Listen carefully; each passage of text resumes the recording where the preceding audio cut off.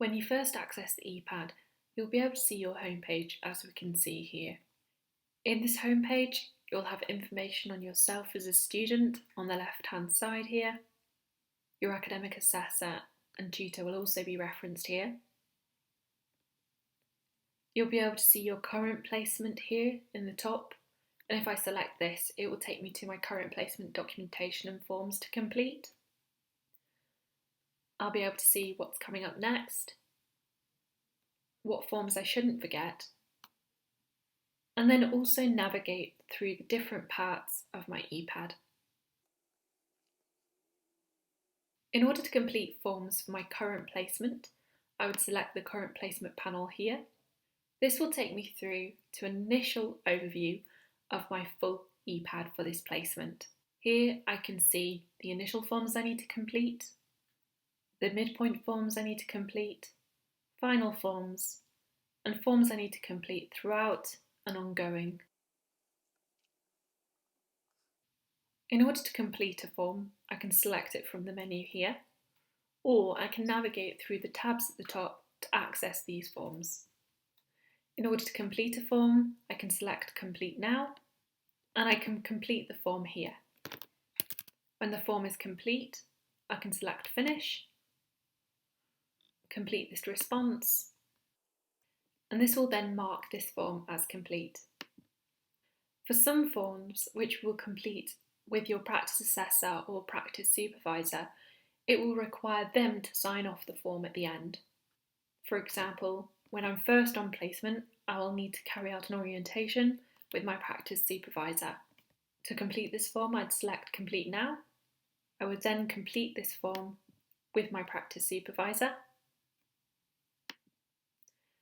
When the form's completed again, I'd select Finish, complete this response, and then I would ask that practice supervisor or nominated person I'd be carrying out this orientation with to sign off with their work email address and full name. It is important that that member of staff use their work email address to sign this off.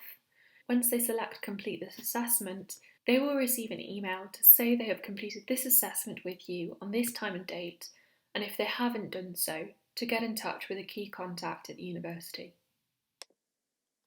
Once any form is completed, as you can see, it is marked as complete.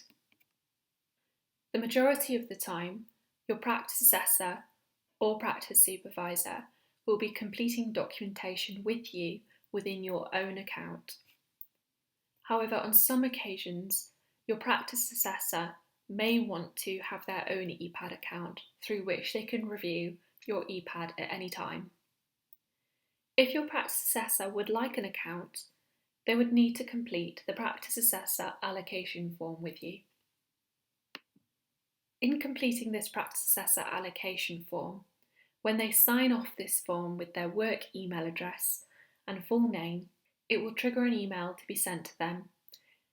In this email will be their login details for their new account and a link to click on in order to access their new account and reset their password.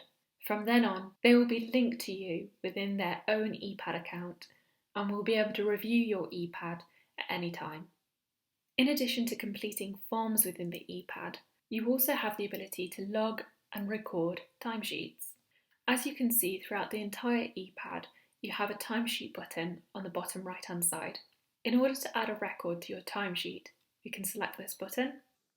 We would select the placement, the location, the activity type, the date, and the duration for those hours. You would then ask your practice supervisor or nominated member of staff to sign your timesheet off.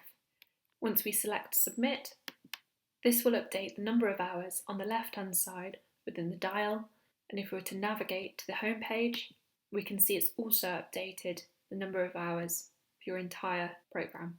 Finally, within your ePAD, it is possible to communicate with your academic assessor.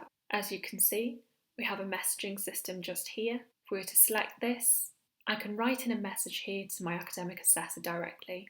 They will then receive that within their own accounts, and when they respond to you, or any responses that you receive through this messaging system, you will get a notification on the top right hand side to say when you have a new message.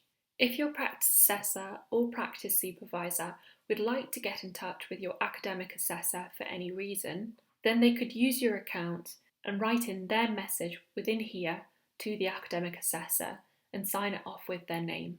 Please note that the messaging system is informal only, and if there is an urgent message for any reason, you should email your academic assessor directly rather than using this informal messaging system.